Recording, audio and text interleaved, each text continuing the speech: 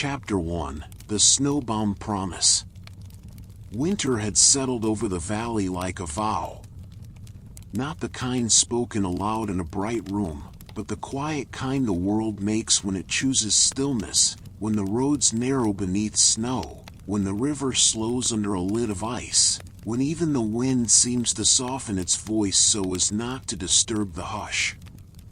In the small village of Bracken Hollow, the roofs wore white caps, the fences disappeared under drifts, and smoke rose from chimneys in slow blue threads that melted into a pale gray sky.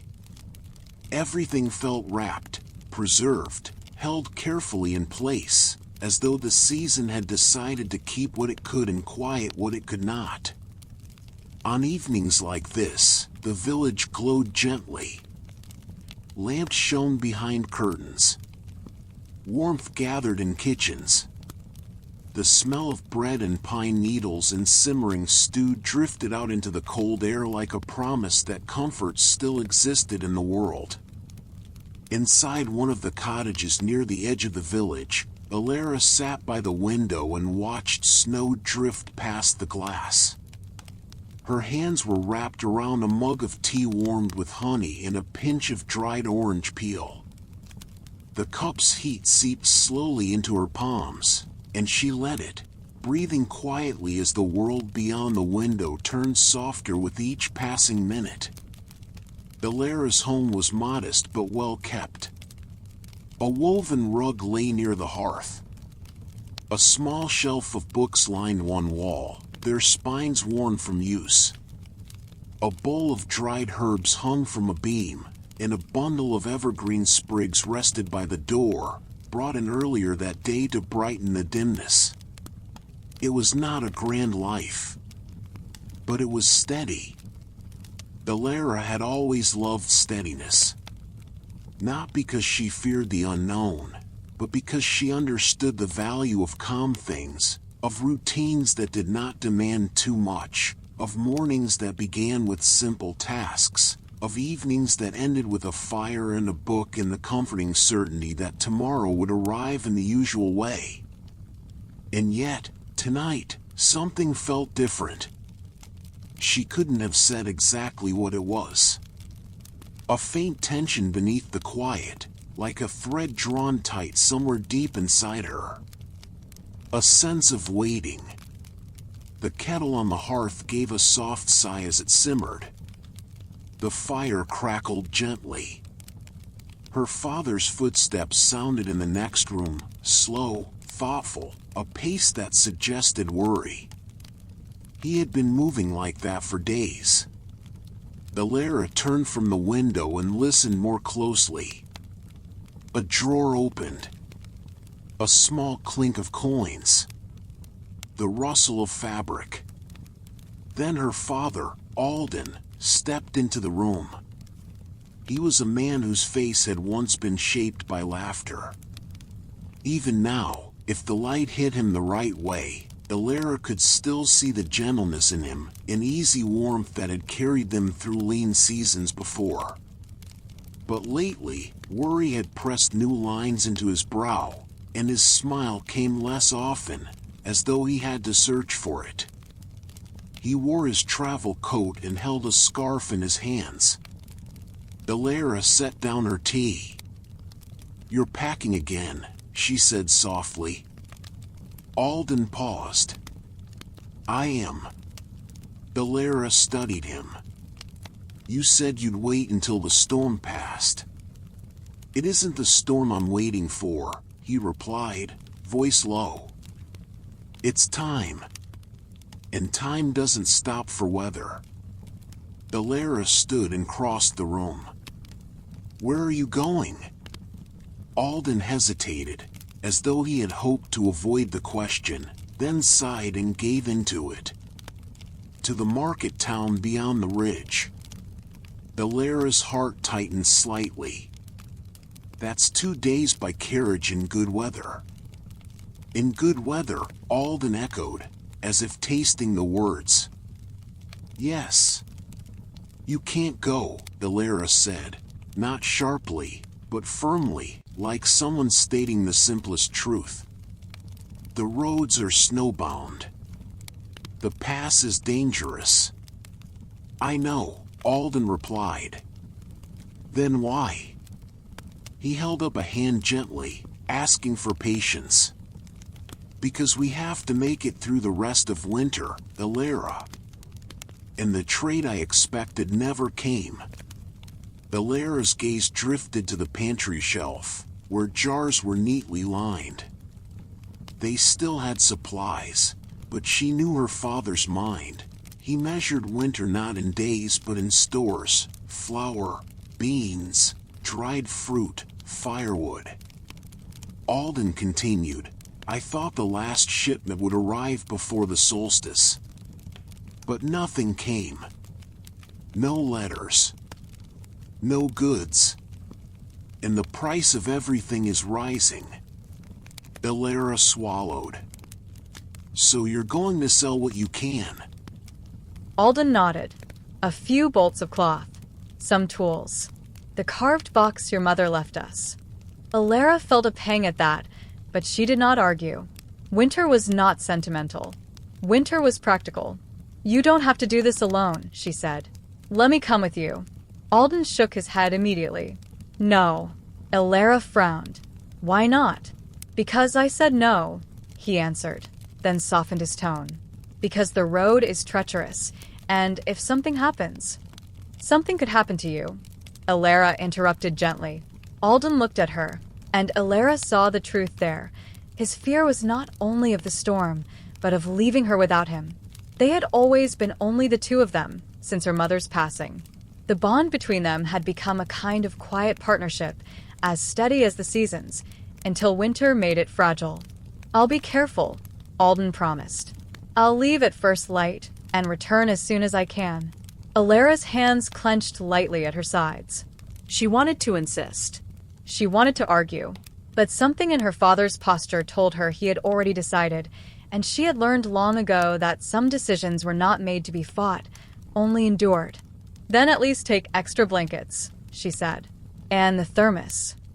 Alden's mouth softened into a faint smile. Yes, my dear.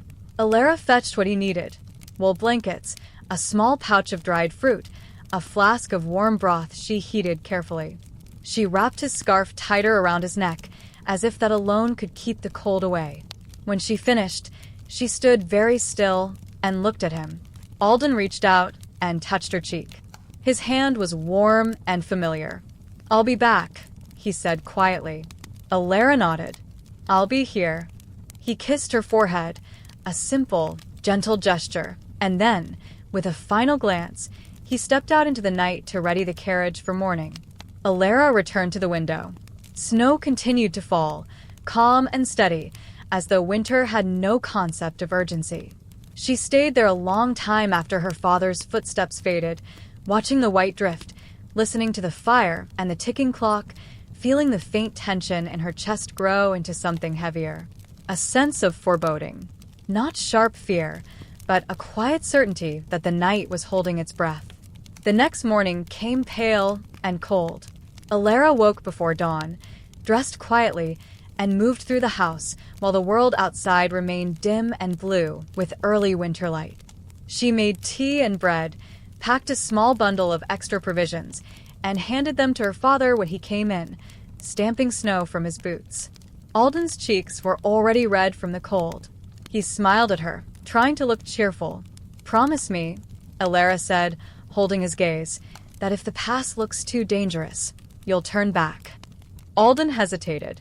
Then he nodded. I promise. It was not a promise made with perfect confidence. It was the promise of a man trying to reassure his daughter, even as he feared she was right. Elara helped him into the carriage. She tucked the blankets around his legs, adjusted the reins in his hands, and made sure the lantern was securely fastened. Then she stepped back, arms crossed around herself, and watched. The carriage rolled away, wheels creaking softly in the snow. Alden's figure grew smaller along the lane until it became only a shadow against the white. Elara stood until she could no longer see him. Only then did she go back inside. Day passed into evening. The snow fell without pause. It did not storm exactly, but it never let up, and the world grew quieter, the village more muffled, as though buried under layers of softness. Elara moved through her chores, kept the fire fed, warmed the house, read by candlelight. But every so often she would pause, listening, for the sound of carriage wheels, for her father's boots on the porch, for the knock at the door. None came. Night deepened. The clock struck each hour with an almost insulting calm. Elara sat by the hearth with her hands wrapped around her cup, staring at the flames without seeing them. At midnight, she rose, unable to sit still any longer, and looked out the window again. The world was white and silent. The lane was unbroken. No tracks. No signs. Her breath fogged the glass. "Come home," she whispered, as though her words might travel through snow and find him. The fire popped softly. Elara waited. The next day came, and Alden still did not return.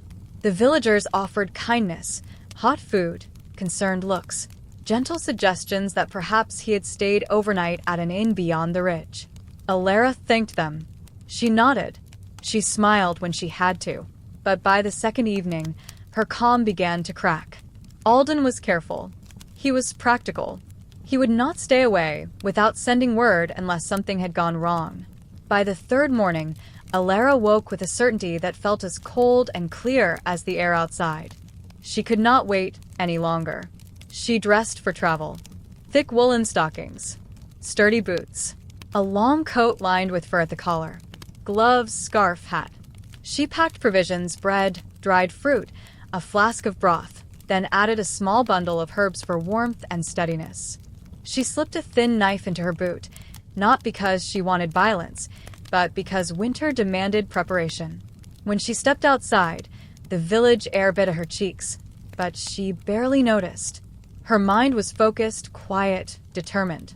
The road beyond Bracken Hollow lay pale and uncertain beneath the snow. The ridge pass waited somewhere beyond the trees like a mouth half hidden in fog. Elara turned back once, looking at her cottage, the smoke curling from the chimney, the warm life she might be leaving behind. Then she faced forward again. She began walking. The path out of the village led through a line of bare trees. Snow hung in their branches, and the wind sighed gently through them, carrying faint flakes down in slow spirals. Elara's boots pressed into the snow, leaving clear footprints. Each step felt purposeful. Hours passed. The landscape changed from gentle fields to rougher ground, where the snow lay deeper and the wind grew sharper. The sky remained gray, as though the sun had chosen not to show itself. By late afternoon, Elara found the first sign of her father. A wheel track, faint, half filled with snow, but unmistakable. Her heart lifted and clenched all at once. She followed the track, moving faster now, though she kept her breathing steady, her body measured. The track curved toward a wooded slope and then, beyond it, the ridge pass. The trees thickened again, and the light dimmed. Elara's sense of waiting returned, heavier now. The same feeling she had felt by the window, as if the world was holding its breath. Then she saw it, a lantern, hanging from a low branch, still burning faintly, its glass frosted at the edges. Her father's lantern. Elara hurried forward and lifted it carefully. The flame inside was low, but alive. The metal was cold beneath her gloves. He had been here. Not long ago, perhaps. And then, the track disappeared. Not covered by snow. Not lost.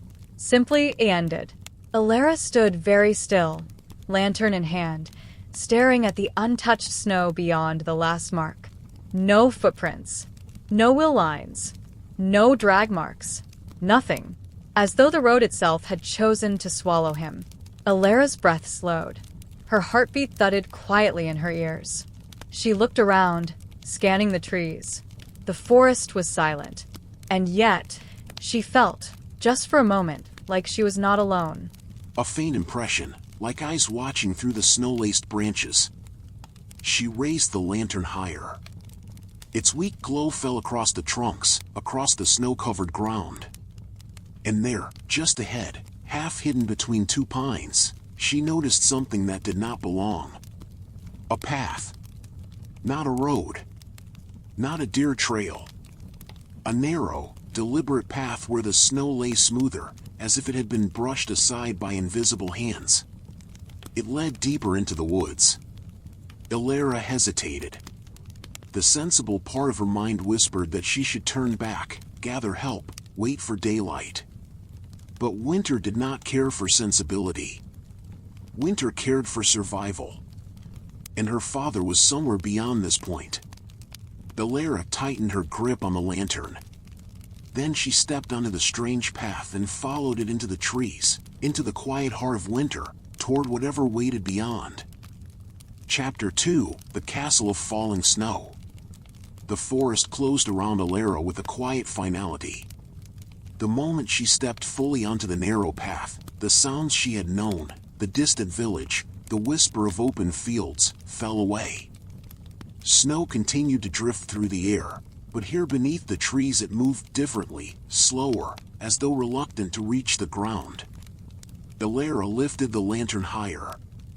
Its light revealed trunks dusted white, branches arching overhead like a vaulted ceiling.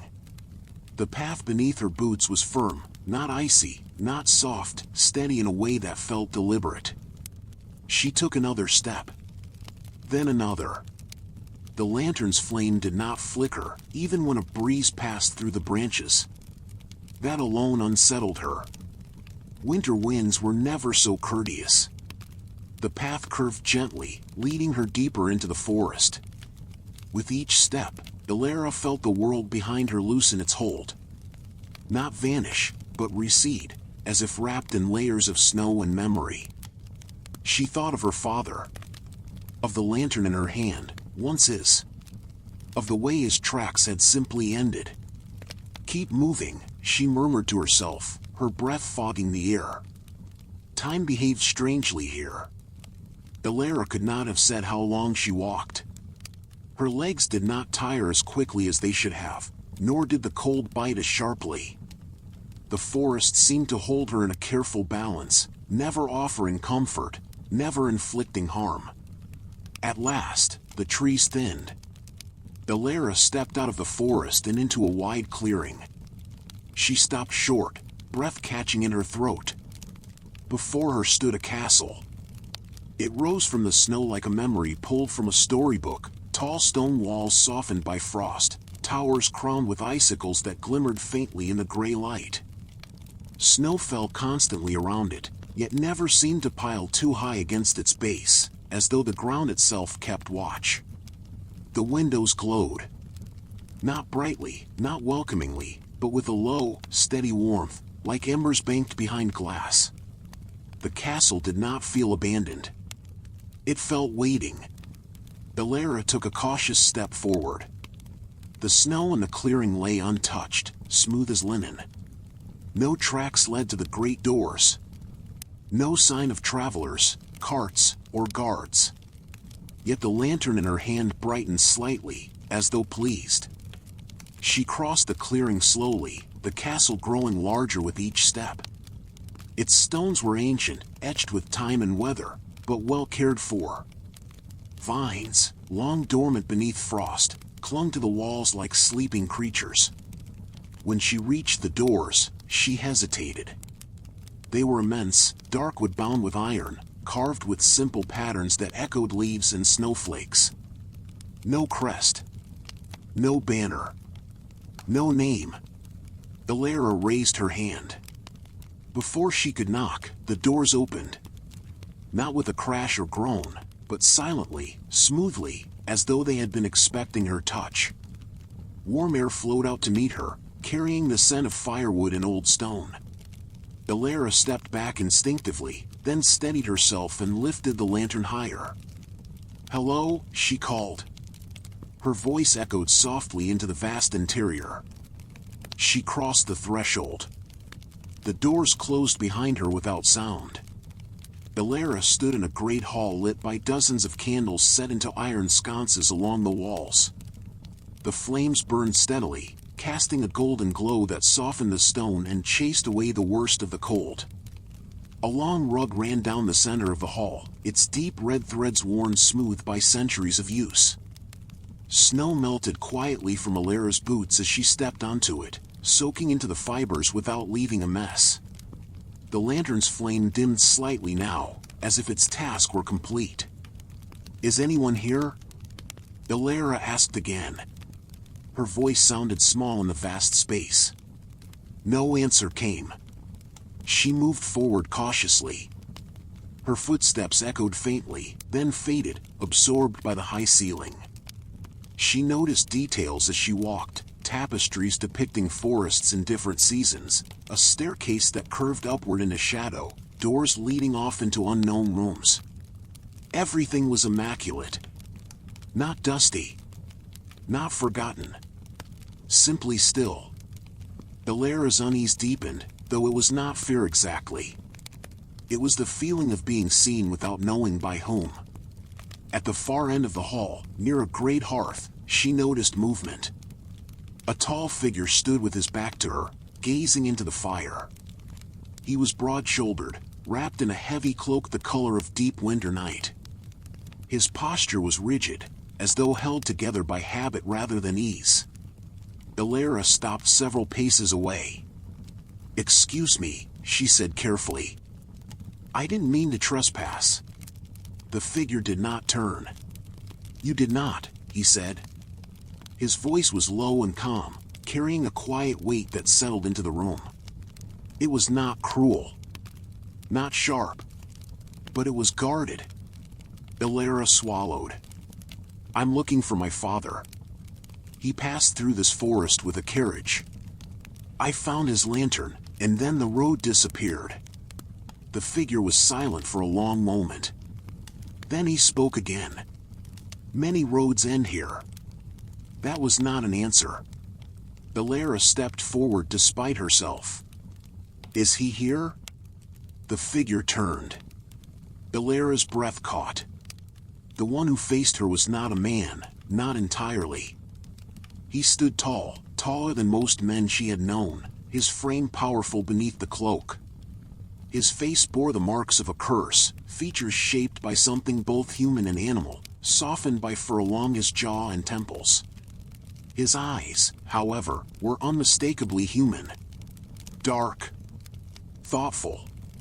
Deep with long-held solitude. The beast regarded her steadily. "You should not have come," he said quietly. Elara forced herself to remain still. Her heart beat faster, but she did not step back. "I had no choice," she replied. "My father is missing." The beast studied her for a long moment, as though weighing something unseen. "He arrived," he said at last. "Cold. Exhausted. His carriage broke near the ridge." Elara exhaled shakily. "Is he safe?" "He is alive," the beast said. "He rests." Relief flooded her so quickly her knees nearly weakened. She steadied herself with a breath. "Please," she said, her voice trembling despite her effort to keep it steady. "Let me see him." The beast's gaze flickered, uncertain, conflicted. "There is a price for shelter here," he said. "The forest does not give freely." Elara's spine straightened. "Name it." The beast hesitated. "Your father may leave," he said slowly. "When the storm breaks." Elara frowned. "And until then?" "Until then," the beast said, "you will remain." Silence settled between them, thick and heavy. "You want me to stay?" Elara said softly. "Yes." "Why?" The beast looked away, toward the fire. "Because winter demands balance." Elara thought of the empty road. The vanished tracks. The lantern waiting in the trees. She did not fully understand, but she understood enough. "If I stay," she said carefully, "my father goes free when the way clears." The beast nodded once. Elara closed her eyes briefly. When she opened them, her decision was already made. "I'll stay," she said. The beast looked back at her, something like surprise flickering behind his guarded expression. You do not know what you offer, he said. Elara met his gaze, steady despite her fear. I know what I owe. The beast inclined his head slightly, not in triumph, but acknowledgement. Then you are my guest, he said. And my responsibility. The fire crackled softly. Somewhere in the castle, a bell chimed, low and distant. And outside, snow continued to fall, gentle and unending, as the castle of winter closed quietly around them both. Chapter 3: The Beast Beneath the Frost. Morning arrived slowly within the castle. Elara woke to the quietest stillness she had ever known, not the empty quiet of abandonment, but the deep, settled silence of a place long accustomed to being alone. Pale winter light filtered through tall windows draped in frost, casting soft blue shadows across the stone floor of the chamber where she slept.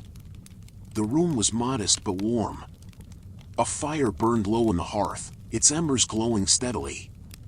Thick blankets lay over the bed, heavy and reassuring. Someone, though Elara had heard no footsteps, had removed her snow-dusted boots during the night and placed them neatly by the door. She sat up slowly, listening. No voices. No clatter of dishes. No echoing steps. Only the faint sound of wind brushing against the castle walls, distant and gentle, as if winter itself were breathing nearby. Elara dressed carefully and stepped into the corridor beyond her room. The stone beneath her feet was cool but not cold, warmed subtly from within the walls.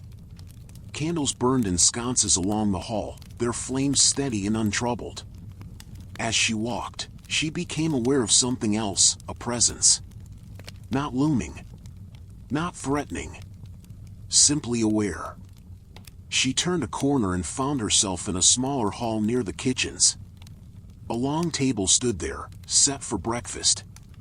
Steam rose from a covered dish. A teapot rested nearby, its ceramic sides warm to the touch. And standing at the far end of the room, his back to her, was the beast. He did not turn immediately. Instead, he spoke quietly, as if he had known she was there all along. You slept. Yes, Elara replied. Thank you. He inclined his head slightly. You were exhausted.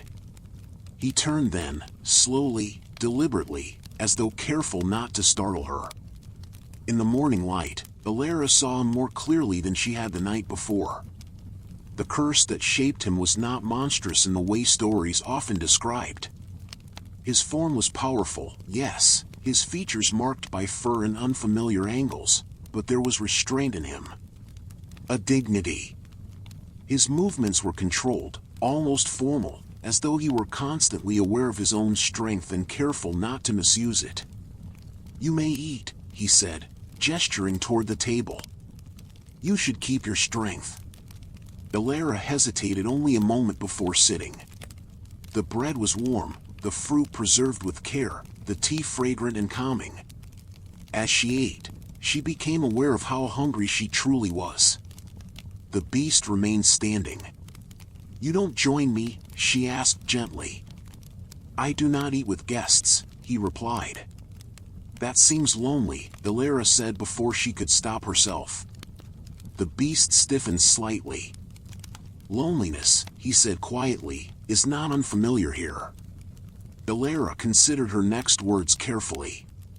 It doesn't have to be. Silence followed, not heavy, but thoughtful. At last, the beast sat opposite her, keeping a careful distance. He did not touch the food, only rested his hands on the table's edge. Tell me of your village, he said. Elara blinked, surprised by the request. Bracken Hollow? Yes. It's small, she said. Quiet. People know one another. Winters are hard, but we help each other through them. The beast listened intently. And you? He asked. What do you do there? Elara smiled faintly. I read. I tend the house. I help where I can. And that is enough for you? She thought of the window, the waiting, the sense of something just beyond reach. "It has been," she said honestly. The beast nodded once, as if filing the answer away. After breakfast, he showed her the castle, not hurriedly, not with pride, but with the careful attention of someone revealing something deeply personal. The library was vast, its shelves carved into the stone walls and filled with volumes old and new. The windows there looked out onto snowbound gardens, their paths buried beneath light. "These were gathered over centuries," the beast said quietly. "Some from before the curse." "And some after?" Elara asked. "Yes." "Then you didn't stop living," she said. "Even after?" The beast's gaze lingered on a shelf, his expression unreadable. "Living is complicated." They passed through halls filled with quiet beauty, rooms warmed by fires, tapestries depicting forests and stars, corridors where the echoes of footsteps softened quickly into silence. As the day wore on, Elara began to notice the rhythm of the castle. It breathed. Not literally, but in the way warmth flowed through stone, in the way candles were always lit where she went, in the way doors opened before she reached them. There was care here. Attention. As though the castle itself watched over its inhabitants. And the beast was always nearby. Not hovering. Not intruding. Present. In the afternoon, snow began to fall more heavily outside, thick flakes drifting past the windows. Elara stood watching them, her breath fogging the glass. "Does it ever stop snowing here?" she asked. The beast joined her, standing at a respectful distance. "Not entirely." "Why?" "Because winter and I are bound together," he replied. "When it loosens its grip on me, the snow will follow." Elara turned to him slowly. "Then winter isn't the curse." "No," the beast said. "It is the mirror." They stood in silence for a long moment. "Elara," the beast said at last, tasting her name as though unused to speaking it, "you are not a prisoner." She met his gaze. "I know. You may walk the grounds," he continued. "The inner gardens. The halls. But do not enter the forest." "I followed the forest here," she said gently. "Yes," he replied. "And it will not let you leave so easily." That night, they dined together. Not formally. Not extravagantly. A simple meal by the hearth, the fire casting warm light across the stone walls. They spoke little, but the silence between them had changed. It no longer pressed. It rested. As Elara prepared to retire for the night, she paused at the doorway. "My father," she said quietly. "May I see him tomorrow?" The beast nodded. "He is recovering. Tomorrow will be safe." Relief settled into her chest like a held breath finally released. "Thank you," she said. The beast watched her go, his expression thoughtful, troubled, and, beneath it all, something softer than winter stone. Outside, snow continued to fall, steady and patient. And within the castle, something long frozen had begun, almost imperceptibly, to thaw. Chapter 4: The Longest Winter Night. The storm began just after dusk. At first, it was only a change in the air, a tightening, a quiet tension that settled over the castle like a held breath. The candles burned lower. The fire deepened from gold to amber. Outside the windows, the snow thickened, swirling in slow, deliberate spirals that pressed against the glass. Elara felt it before she saw it. She stood near the hearth in the sitting room, a book resting open in her hands, though she had not turned a page in some time. The words no longer held her attention. Instead, she listened to the wind rising along the castle walls, to the subtle groan of stone responding to cold, to the deep, steady presence of the place around her. Something was changing. The beast entered the room without sound, as he often did. He paused just inside the doorway, watching the fire as though gauging its strength.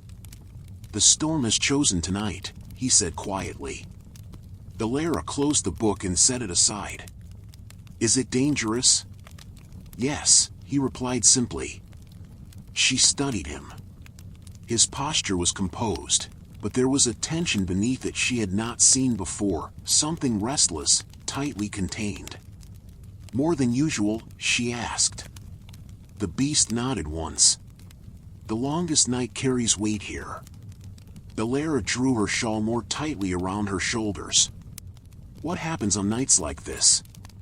The beast did not answer at once. He moved closer to the hearth, extending his hands toward the warmth, though he did not quite touch the flames. "Winter listens more closely," he said at last. "And the curse remembers." Elara's heart gave a slow, steady beat. "Remembers what?" The beast's gaze remained fixed on the fire. "Who I was." Outside, the wind surged, rattling the window panes softly, not violently, but insistently, as though testing the castle's resolve. Elara rose and stood beside him, keeping a careful distance. She could feel the warmth radiating from the hearth and, faintly, the cold that seemed to cling to him like a second skin. "You don't have to face it alone," she said gently. The beast's jaw tightened. "You do not understand what you offer." "Then help me understand," Elara replied. Silence followed, deep and heavy, filled only by the sound of the storm gathering strength. Snow drove itself against the castle walls now, not in fury, but in relentless patience. At last, the beast exhaled slowly. "There was a winter once," he said, voice low, "before this one. Before the forest bent to my will. Before the castle learned to breathe around me." Elara listened, unmoving. "I was not cruel," he continued. "But I was careless. Proud. I believed warmth was something I could withhold without consequence." The fire shifted, shadows dancing across the stone. "When the cold came, I shut the doors," the beast said. "To beggars. To travelers. To anyone who asked for shelter. I told myself winter was not my concern." Elara's chest tightened. She could imagine it, the closed gates, the turning away, the quiet justifications. "And winter answered," the beast went on. "Not with anger. With patience." The wind howled softly through the towers. "The curse did not strike like lightning," he said. "It settled. Slowly.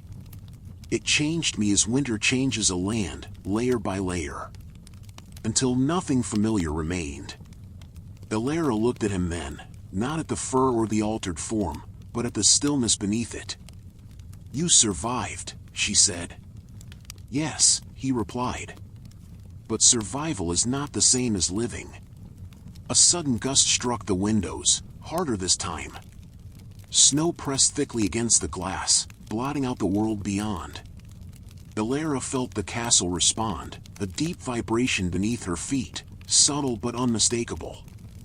"The storm is part of it," she said. The beast nodded. "The worst nights always are." The fire flared briefly, then settled again, as though conserving its strength. Elara hesitated, then reached out, not to touch him, but to rest her hand against the stone of the hearth between them.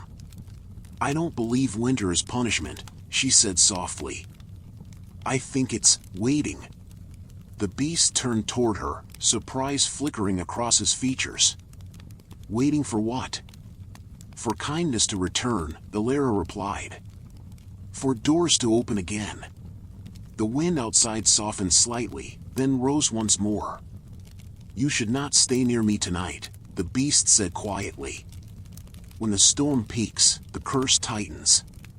I do not always remain myself." Elara met his gaze steadily. "I trust you." The words settled between them, quiet and firm. The beast searched her face, as though looking for doubt, fear, regret. He found none. "Then stay near the fire," he said at last. "And do not follow me." "Where will you go?" Elara asked. "To the upper tower," he replied. "The cold gathers there." Elara nodded, though concern stirred within her. "Will you return?" The beast hesitated. "When the night releases me." He turned and left the room, his footsteps echoing faintly as he ascended the stone stairs. Elara remained by the hearth as the storm reached its height. Snow lashed against the windows in thick, white waves. The wind sang through the towers, a low, resonant sound that felt almost like a voice, ancient, patient, unyielding. Hours passed. Elara dozed lightly in a chair near the fire, waking and sleeping in turns as the night stretched long and deep. Each time she stirred, she listened for the beast's return. He did not come. At last, unable to remain still, Elara rose and wrapped her shawl tightly around herself. The castle was quiet now, too quiet. The storm's voice had softened, as though drawing inward. She moved toward the stairs. She had promised not to follow him. But winter, she had learned, did not always honor promises. The upper tower was colder, the stone rimed with frost. Elara climbed slowly, lantern in hand, its flame steady despite the chill. The air grew sharper with each step, biting at her cheeks. At the top, she found the beast. He knelt near an open archway where snow drifted inward, settling on the stone like pale ash. His shoulders were hunched, his breathing slow and labored. Frost clung to the edges of his cloak. "Elara," he said without turning. "You should not be here." She stepped closer. "You didn't return." The beast closed his eyes briefly. "The night is not finished with me." Elara moved beside him, careful, deliberate. She held the lantern higher, letting its warmth spill across the stone and into the space between them. "Then let it finish," she said quietly. "But don't face it alone." The beast turned toward her, his eyes reflecting both firelight and frost. For a long moment, neither spoke. Then, slowly, he bowed his head. The storm outside eased, the wind settling into a gentle sigh. And in the heart of the castle, beneath stone and snow, the longest winter night began, at last, to loosen its grip. Chapter 5. The Choice to Return. Morning came quietly after the storm, as if the night had spent all its strength and left the world too tired to announce the dawn. Elara woke in the upper chamber beside the tower hearth. Wrapped in thick blankets, she did not remember pulling around herself. The fire burned low but steady, its warmth a gentle reassurance against the cold stone walls. Pale light filtered in through narrow windows crusted with frost, turning the air soft and blue. For a moment she lay still, listening. The wind was gone. Not stilled entirely. Winter never vanished so easily, but gentled, reduced to a distant sigh along the castle's outer walls. Snow still fell, but lazily now, drifting rather than driving. Elara. The voice was quiet, close. She turned her head and saw the beast seated nearby, his posture relaxed in a way she had not yet seen. He looked exhausted, but something in his bearing had shifted. Less guarded, less braced against an invisible weight. "You stayed," he said. "I did," Elara replied softly. "You didn't send me away." "I tried," he admitted.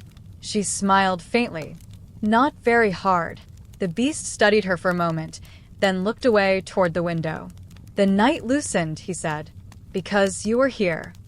Elara sat up slowly, the weight of the previous night settling into her memory like a dream that lingered even after waking. "The storm felt different," she said. "Not like it wanted to destroy anything." "It never does," the beast replied. "Winter is not violent by nature. It only reveals what is already strained." Elara rose and wrapped her shawl around herself. She walked to the window and looked out. The castle grounds were buried beneath fresh snow, smooth and unmarred. The forest beyond stood tall and silent, branches heavy with white. The world looked newly made. Elara, the beast said quietly, there is something you must know. She turned back to him. About my father? Yes. Her heart tightened, though she kept her voice steady. Is he well? He is awake, the beast said, and strong enough to travel. Relief washed through her, warm and sudden. Then I should see him. You may, the beast replied, and when the path clears, he may leave. Elara nodded, then hesitated. And me? The beast stood, his movements slow and careful. That is where the choice lies. They walked together through the castle corridors, their footsteps echoing softly. Elara noticed the way the halls felt different now. Brighter somehow, though nothing visible had changed. The warmth in the stone seemed deeper, steadier. They found Alden resting in a sunlit chamber near the lower gardens. He looked thinner, tired, but unmistakably alive. When he saw Elara, his eyes filled with tears he did not bother to hide. My brave girl, he whispered, pulling her into a careful embrace. What have you done? Elara held him tightly. What I had to. Alden looked past her, toward the beast, who remained respectfully near the doorway. You owe him more than you know, Elara said gently. Alden inclined his head. Then I thank you, he said to the beast. For shelter. For mercy. The beast bowed slightly. Winter gives what it can, he said. Later, as the light shifted toward afternoon, the forest path began to reappear. Snow eased from the branches. The air grew clearer, brighter. The road was opening. Alden prepared to leave at dawn the next morning, while the path remained safe. He packed what little he had brought, moving carefully, still regaining strength. Elara watched him, her heart heavy in a way she had not expected. You should come home with me, Alden said gently. This place, it isn't meant for you. Elara looked around the chamber. The stone warmed by firelight, the quiet steadiness of the castle, the presence she had grown accustomed to. I don't know if I'm finished here, she said honestly. Alden studied her face, then nodded slowly. You never were meant only for one place. That evening, Elara walked the castle grounds alone. Snow crunched softly beneath her boots as she wandered the inner gardens, the frost-laced hedges glowing faintly in the fading light. She found the beast standing near the edge of the forest, gazing out at the newly revealed path. It's opening, she said. Yes, he replied. The forest will allow passage by morning. Elara clasped her hands together, feeling the weight of the moment settle fully upon her. If I leave, she said quietly, what happens to you? The beast did not answer immediately. Winter will remain, he said at last. So will the curse. And if I stay? He turned to her then, his gaze searching. Then the forest may close again. Elara's breath caught. You would trap me here. I would never, he said firmly. The choice must be yours. Always. Silence stretched between them, filled only by the soft fall of snow. Elara thought of her village, of the hearth she had tended, of the quiet life she had known. She thought of the waiting she had felt by the window, the sense that something more lay beyond the familiar. And she thought of the beast, not as he appeared, but as he was. Quiet, watchful, capable of kindness even in isolation. I need to return with my father, she said finally. If I don't, I'll always wonder who I might have been. The beast nodded, his expression carefully controlled. Then go. But Elara continued, her voice trembling slightly. I don't believe winter is finished here. The beast looked at her sharply. I will return, she said, when the path opens again, when winter allows it. The beast's breath hitched, just once, barely noticeable. You make promises lightly, he said. I don't, Elara replied. That's why this one matters. The snow continued to fall, soft and steady. Somewhere deep within the castle, stones settled with a quiet sigh, and winter, patient as ever, waited to see what would return with her when the path opened once more. Chapter 6. When Winter Breaks. Dawn arrived wrapped in quiet. Elara woke before the bells, before the servants' soft movements stirred the castle, before the snow outside fully acknowledged the morning. The room was dim and blue with early light. The fire reduced to glowing embers that warmed the stone just enough to chase away the night's chill. For a moment she lay still, listening. The castle felt different. Not louder, not brighter, lighter, as though something deep within its walls had loosened, the way frozen ground softens beneath the first promise of thaw. Elara rose slowly and dressed, moving with care, as if she did not wish to disturb the fragile calm that surrounded her. When she stepped into the corridor, the candles were already lit, their flames steady and golden. The air carried the scent of bread warming and wood smoke, familiar now, comforting. She found her father waiting near the gates, bundled in his coat, his expression calm but resolute. The carriage stood ready beyond the archway, its wheels cleared of snow, the path ahead visible at last, narrow, pale, and unmistakably open. "Elara," Alden said softly. "It's time." She nodded. They embraced without words. There was no fear in the moment, only the quiet understanding that partings did not always mean endings. Alden held her at arm's length for a moment, studying her face. "You've changed," he said gently. Elara smiled. "So have you." He nodded once, then turned toward the carriage. Before stepping inside, he paused and looked back toward the castle doors. "Take care of this place," he said simply. Elara followed his gaze. The beast stood at the threshold. He was dressed as he had been on the first night she met him, cloak heavy against the cold, posture composed, expression guarded but no longer distant. The snow around his feet did not swirl or cling. It rested quietly, as though even winter held its breath. Elara walked toward him. "I'll walk you to the gate," he said. They moved side by side beneath the archway, their steps measured, unhurried. Neither spoke at first. Words felt too sharp for the moment. At the gate, Elara stopped. "This isn't goodbye," she said quietly. The beast looked at her, his eyes steady. "No," he agreed. "It is a return." She hesitated, then reached out, not to his hand, but to the heavy fabric of his cloak, gripping it lightly, grounding herself in the certainty of him. "When winter allows," she said.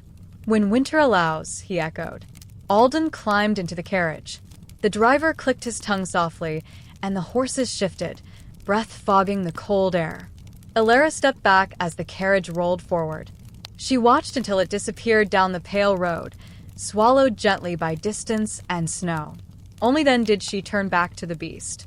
The gate closed behind them with a soft, final sound.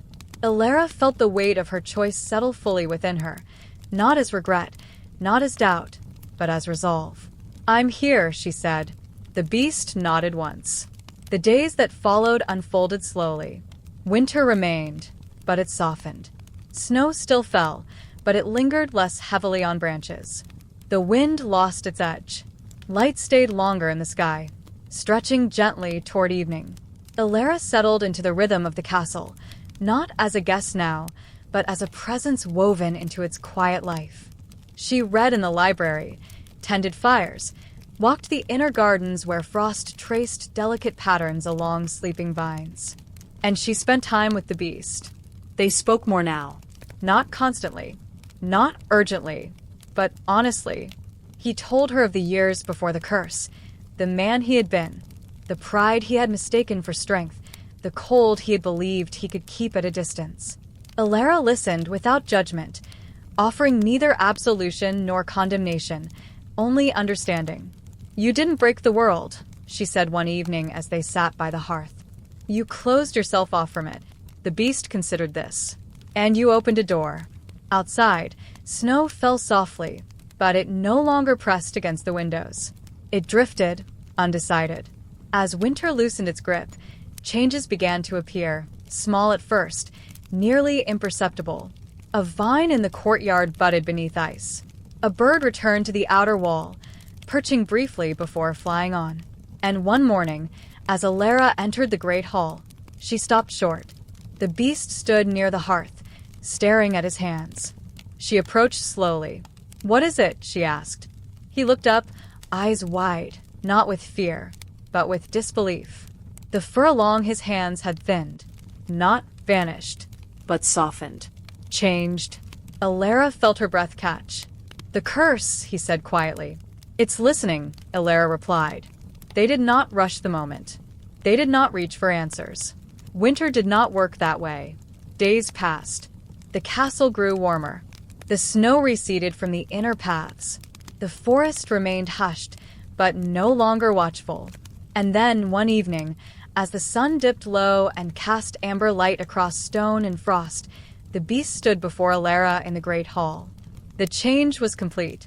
He was no longer bound by fur and altered form. He stood tall, human once more, though marked by the quiet weight of all he had endured. His eyes were the same, deep, thoughtful, unmistakably his. Elara looked at him, heart steady. "You stayed," he said softly. "Yes," she replied. "And you returned," he said. She smiled. "I promise." Outside, the snow slowed. Not vanished, but transformed. Winter did not end that day. It simply became gentle.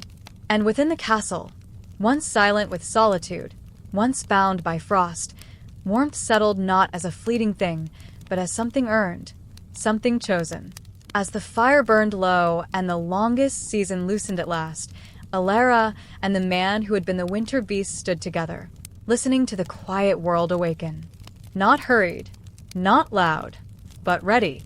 And so the winter tale came to rest, not with an ending, but with a beginning shaped by patience, kindness, and the quiet truth that even the coldest seasons can learn to soften when met with care.